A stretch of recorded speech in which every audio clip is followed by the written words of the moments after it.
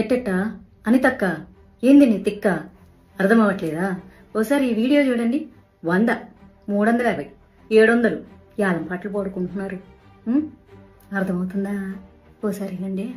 ఒకేలా కావాలనుకోండి ఎన్ని రోజులు మైక్ పెడతారో చూసుకుని దానికి ఒక 100 రూపీస్. హైట్ ని బట్టి height above 3 feet to 6 feet అనుకోండి, దానికి ఏంటంటే ఈకో ఫ్రెండ్లీ 350 రూపీస్. అలాంటివి మనకి హైట్ అబౌవ్ 6 feet అయితే 700 రూపీస్. ఇప్పుడు నేను మాట్లాడబోయే టాపిక్ అయితే చాలా మందికి కోపం తెప్పిస్తుంది.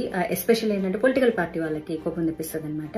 అందులోనూ ఆంధ్రప్రదేశ్ లో ఉన్నటువంటి పొలిటికల్ పార్టీ ఇప్పుడు మన హోమ్ మినిస్టర్ గారు అనిత గారు మాట్లాడారనమాట. వెరీ అన్ఫార్చునేట్ ఏంటంటే ఈ అలయన్స్ ప్రభుత్వంలో మా పార్టీ కూడా ఉంది, బీజేపీ. అయినా సరే నేను తప్పు అని ఖండించి తీరతాను. ఎందుకంటే నాకు పార్టీ కంటే ముందు దేశం, ధర్మం, అందులోనూ నా హిందూ ధర్మం. నా తెలియగలుగుతాను, ప్రతి వాళ్ళకి హిందూ పండుగల మీద పడి ఏడవడమే తప్ప ఇంకా వేరే పని లేదా?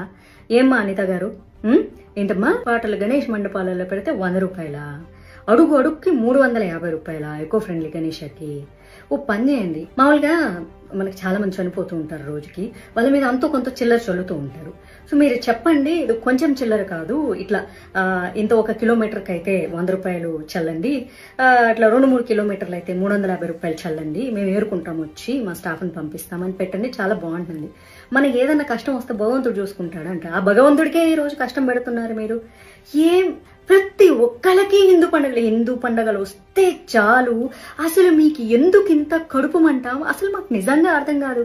ఇదే రూల్ మీరు క్రిస్టియన్స్ కి పెట్టండి, ఇదే రూల్ మీరు ముస్లిమ్స్ కి పెట్టండి, తర్వాత హిందువులకు కూడా పెట్టండి. మేమేమి అందరికీ సమానంగా రూల్స్ పెట్టండి.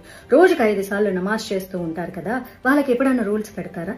మరి వాళ్ళకు కూడా నమాజ్ కి 100 రూపాయలు అని పెట్టాలి కదా. గణేష్ మండపాల దగ్గర సాంగ్లకి 100 రూపాయలు ఏంటి?